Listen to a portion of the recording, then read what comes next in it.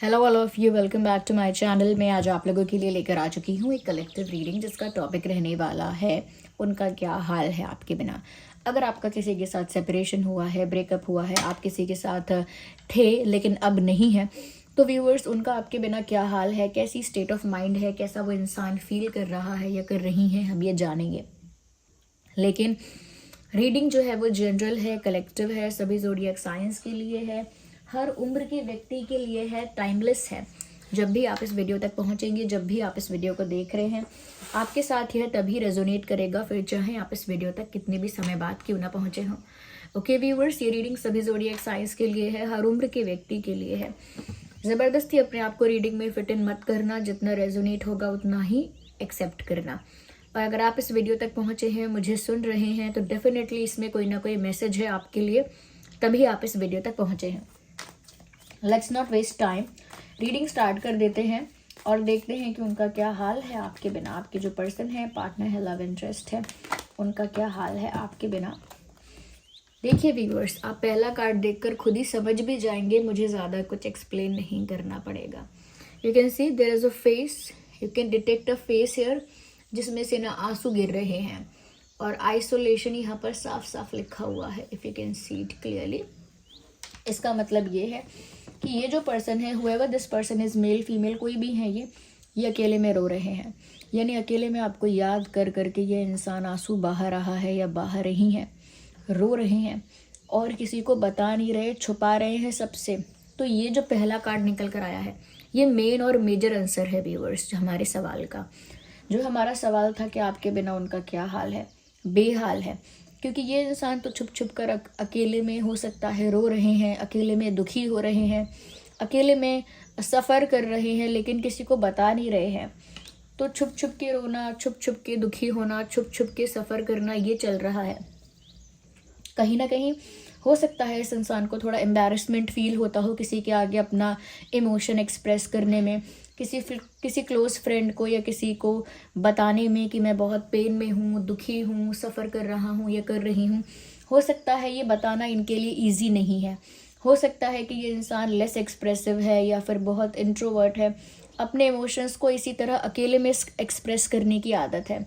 तो मुझे लगता है अकेले में बहुत रो रहे हैं व्यूअर्स, और अकेले में भी इसीलिए रो रहे हैं क्योंकि वो किसी और के साथ होना नहीं चाहते। इवन अगर उन्हें कोई कंपनी देना चाहता है, कोई उनके साथ इंटरेक्ट करना भी चाहता है, तो भी उनका मन नहीं कर रहा। होता है ना कभी कभी कि अगर कोई हमसे सामने से भी बात करने आए, तब भी हम ऐसा कहते हैं कि छोड़ो यार, मेरा मन नहीं है बात करने का, थोड़ी देर मुझे अकेला छोड़ दो, let me be with my self, मुझे खुद के साथ ही रहने दो। ऐसा इनका स्टेट ऑफ माइंड हो गया है व्यूवर्स, आपसे दूर होके। आइए और देखते हैं यहाँ पर कि आपके बिना इनका और कैसा हाल है या क्या हाल है। Well, we need one card at one time, that is why we will shuffle again. Okay, ignore the background noise. Okay viewers, देखिए व्यूअर्स, ये उनका हाल है। एक आउटसाइडर वाला कार्ड आया है, ये लिखा है यहाँ पर आउटसाइडर, और यहाँ पर एक गेट बना हुआ है। ओके, और यहाँ पर लॉक लगा हुआ है और ये इंसान गेट के बाहर से अंदर झांक रहा है। ओके, अंदर झांक रहा है और आउटसाइडर है ये अंदर झांकने की कोशिश कर रहा है। वो ऐसा फील कर रहे हैं, इस आउटसाइडर जैसा ये इंसान फील कर रहे हैं, क्योंकि जब से ये आपसे दूर हुए हैं या आपसे अलग हुए हैं या हुई हैं, इनको ऐसा महसूस हो रहा है कि जैसे व्यूअर्स आप इनको आउटसाइडर की तरह ट्रीट कर रहे हो, आप इनको अपनी लाइफ में हैप्पीली एंटर नहीं करने दे रहे हो, इनकी एंट्री अपने दिल में, अपनी लाइफ में आप अलाउ नहीं कर रहे हो, जबकि ये आपकी लाइफ में, आपके दिल में एंटर होना चाहते हैं, लेकिन आपने दरवाजे बंद कर लिए हैं, गेट लॉक किया है, ताला लगाया है। इस वजह से ये इंसान दूर से ही अंदर झांक रहे हैं, लेकिन अंदर नहीं जा पा रहे। तो दूर होने के बाद, सेपरेट होने के बाद, अलग होने के बाद, जिस तरह से आपने उन्हें एक स्ट्रेंजर बना दिया है, एक आउटसाइडर बना दिया है, ये चीज़ उनको बहुत चुभ रही है अंदर से।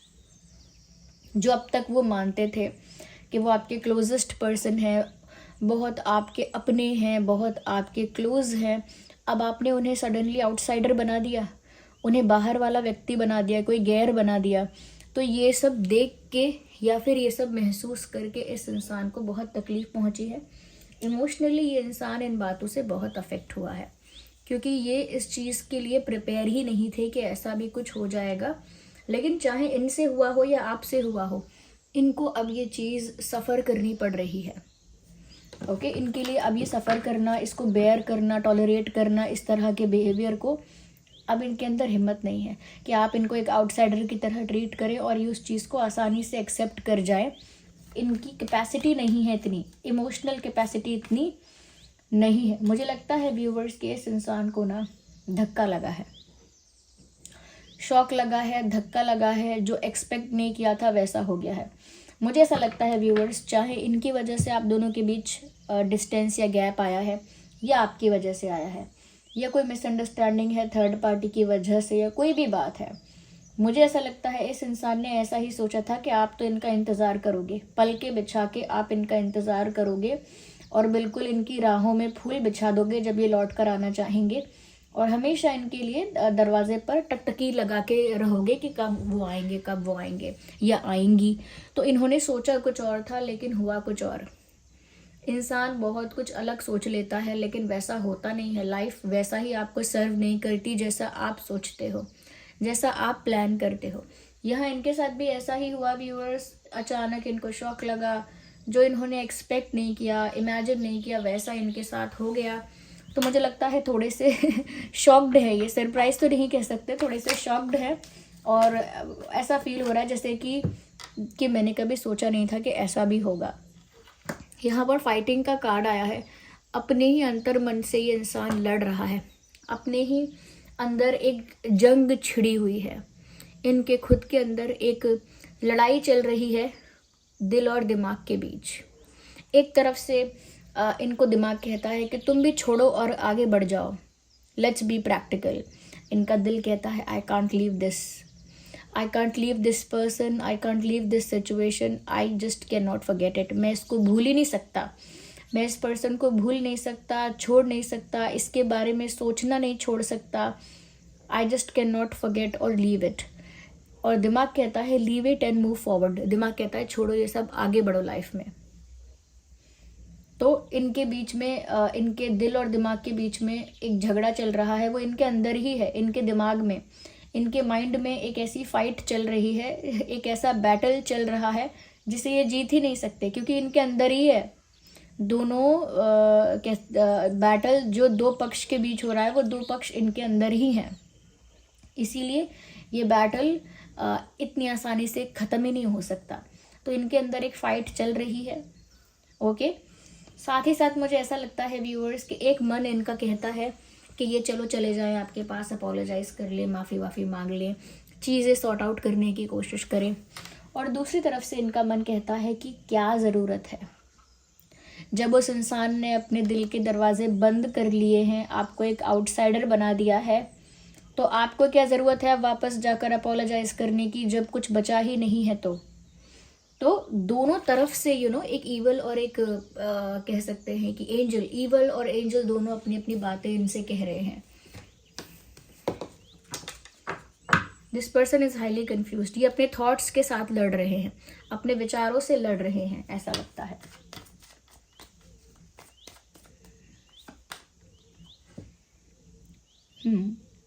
मुझे लगता है कि इनको अपना कोई रिस्ट्रिक्शन है, कोई बंदिशें हैं, कोई बंधन है जो तोड़ने पड़ेंगे। मुझे लगता है इस इंसान ने अपने लिए कोई बंधन बना लिया है और अब ये उस बंधन को तोड़ने के बारे में सोच रहे हैं। सपोज इन्होंने ऑलरेडी एक इमेज बना के रखी थी कि मैं कभी ऐसा तो नहीं करने वाला, या मैं कभी ऐसा तो नहीं करूँगी, या हो सकता है अपने लिए एक पॉलिसी बना के रखी थी कि ये चीज़ मुझे कभी नहीं करनी है, मैं किसी को कभी चेज़ नहीं करूँगा, नहीं करूँगी। ओके, मैं किसी को ज़्यादा प्लीज़ नहीं करूँगा, ज़्यादा प्लीज़ नहीं करूँगी, या फिर मेरी एक लिमिट है, ये है वो है। अपने लिए इन्होंने काफ़ी बाउंड्रीज सेट की थी और बहुत कुछ इन्होंने अपने लिए सोच के रखा था कि मेरी ये इमेज है या फिर ये इमेज होनी चाहिए। लेकिन मुझे लगता है व्यूअर्स, कहीं ना कहीं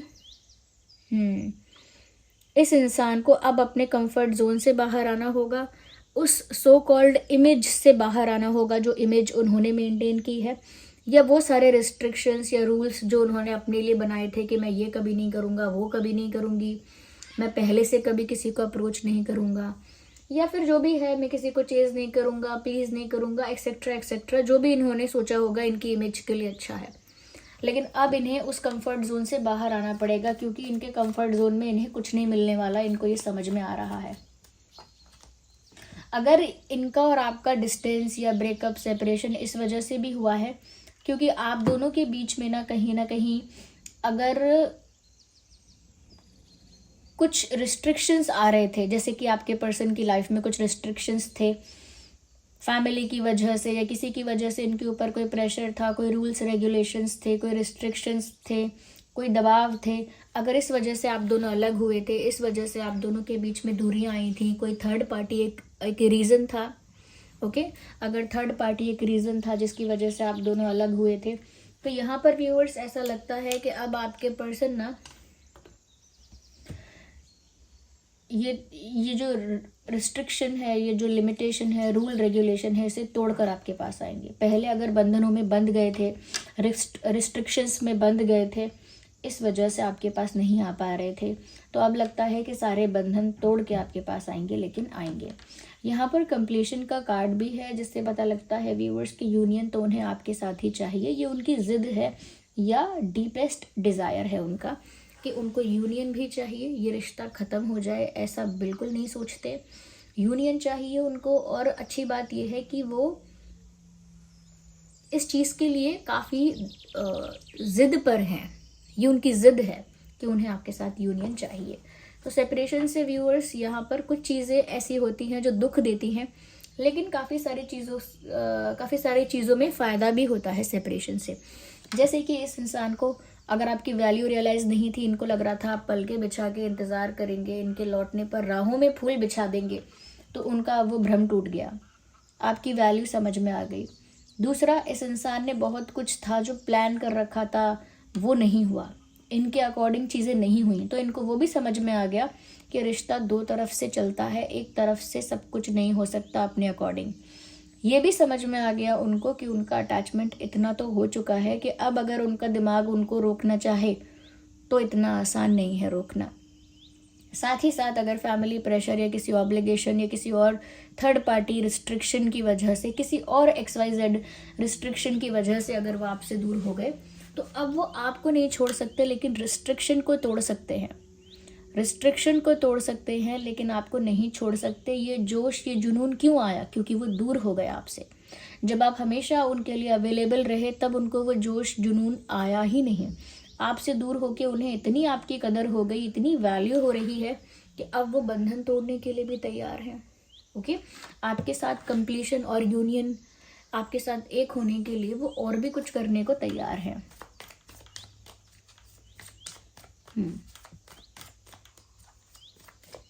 आइए देखते हैं व्हाट एल्स वी हैव।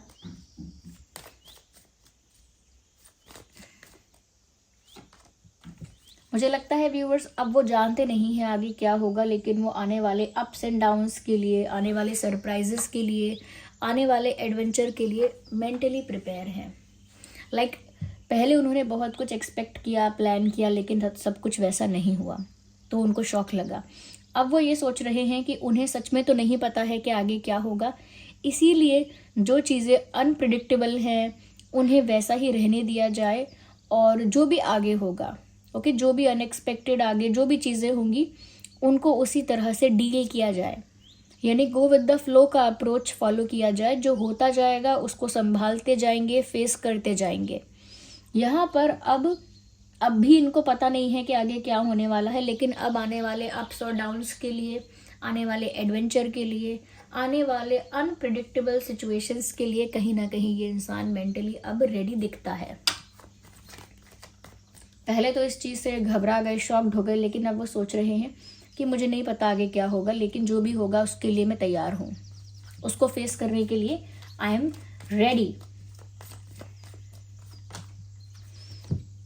दो परिस्थितियों के बीच में लटका हुआ इंसान, ये एक ब्लॉक है, ये एक ब्लॉक है, ये इंसान बीच में लटका हुआ है। We can see it clearly, ये इंसान बीच में लटका हुआ है, यानी फंसा हुआ है। कहाँ? दो परिस्थितियों के बीच में।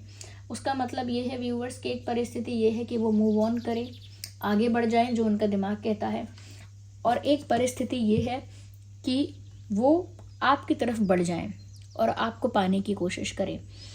यहाँ पर तो क्लियर दिख रहा है कि वो आपको पाने के लिए कुछ भी करने वाले हैं, आपके साथ यूनियन के लिए वो सारे बंधन तोड़ने वाले हैं, चाहे उन्हें पता नहीं आगे क्या होगा, लेकिन उसे फेस करने के लिए रेडी हैं।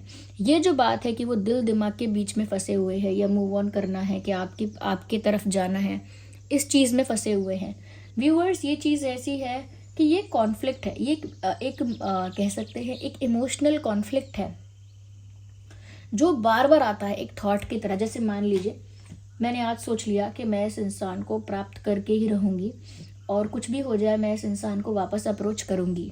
ओके, अब ऐसा ही सोचा, लेकिन बीच में थॉट बार बार ऐसा आने लगा कि क्या मुझे मूव ऑन कर लेना चाहिए, क्या सही में मूव ऑन करना ठीक रहेगा, या फिर सही सोचा है मैंने वहीं जाना चाहिए। यानी कि इतना सोचने के बाद भी एक सेकेंड थॉट बार बार माइंड में आ जाता है। क्यों?